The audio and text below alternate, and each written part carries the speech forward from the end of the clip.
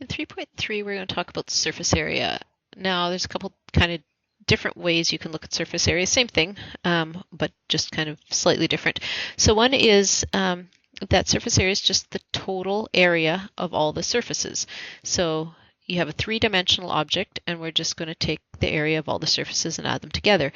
Other way you can kind of look at it, same idea, but if you took that three-dimensional surface and laid it out flat, what area would that surface cover? So a net is just a two-dimensional pattern that we can use to make it up. So for example, here we have this box. We call it a rectangular prism in the mathematical world. And Akiko has been asked to paint the exterior of the storage bin. Apparently we're going to paint the bottom of this bin too. And this is a rectangular prism which measures 2.3 yards by 4 by 4 yards by 8.8 yards. We want to know the surface area. Well, this is one way we could draw the way it looks if it were laid out flat. So we look at this. Where are our dimensions? Well, this here, this is definitely the 4.4 yards. Okay, and then one of these looks slightly shorter, so 2.3 yards, and this is 2.8 yards. Now if this is 2.3 yards, when you fold it up, these two sides have to match, so this would actually be 2.3 yards as well. Over here, so this here, 4.4 by 2.8, 4.4 by 2.8, okay, so that would be like the front here. We can call it the front. Then this would be the top, or it could be the bottom, it doesn't really matter. This is the back, and then we'll make this the bottom. And then we have a side here, and then a side down here as well. So if this is 2.3, then the back is also 4.4 by 2.8. And then the bottom is 2.3 by 4.4. So we have 6 different boxes we need to add up. So let's label them 1, 2, 3, 4, 5, and 6. So the area of 1, well, it's a rectangle, it's just the length times the width. Our length is 2.8 times 2.3. Quickly throw that into your calculator, 2.8 times 2.3, and you get 6.44. Okay, so the area of our second piece here, 4.4 by 2.8, so still a rectangle, 4.4 times 2.8, 4.4 times 2.8 equals 12.32.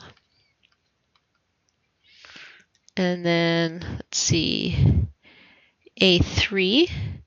Well, if you look at A3, what are our dimensions? This is still 2.8. If this is 2.3, this is 2.3, so this has to be 2.3. So this is 2.8 times 2.3, but we've already seen that right here. So 1 and 3 have exactly the same area, so that's 6.44. I should be using my units. They're square yards because it's area. Okay, A4, well, that's 4.4 by 2.3. So 4.4 by 2.3 gives us 10.12.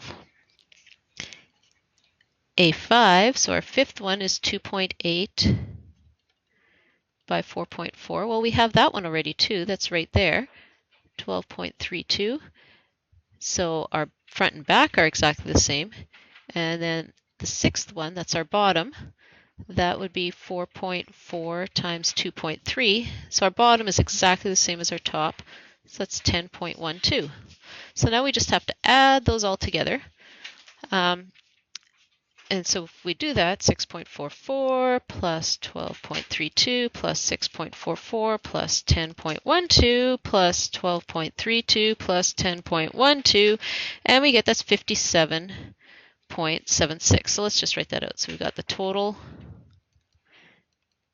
surface area, well, that'd be 6.44 plus 12.32 plus 6.44 plus 10.12, whoops, that's not a plus sign, plus 12.32 plus 10.12, and I forgot all my yards squared here too. Let's quickly add those in.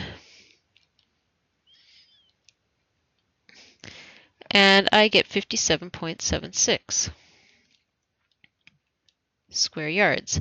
So that would be the total surface area. If you look at your formula sheet, this is a rectangular prism, we also have a nice little formula. So the surface area is the 2 times the length times the width plus 2 times the length times the height plus 2 times the width times the height. And we broke this all down. I'm just going to show you how this fits in. Well, the 2 times the length times the width. Well, if we said that this was the length and this was the width, okay? Well, 4.4 times 2.8, that happened right here. 4.4 times 2.8, and right here, 4.4 times 2.8. So 2 times the length times the width, 2 times 12.32 would be that part there. And then 2 times the length times the height. Well, if we say then this is the height, the length, 4.4 times 2.3, that's my top and my bottom. So I kind of messed up the dimensions, because if you look here, the height would actually be the 2.8 and the width would be 2.3, but those can be interchangeable because we could just turn that box on its side and then we get these. So anyways, let's go back to what we're doing. So 2.3 times 4.4, 2.3 times 4.4, that happens here. Oh, and look what happens again here. So we've got A4 and A6, so we've got two sides that are 4.4 times 3.3, so that's my middle part, and 2 times width times height, well, those are my last ones. So 6.44 and 6.44, we add that up twice.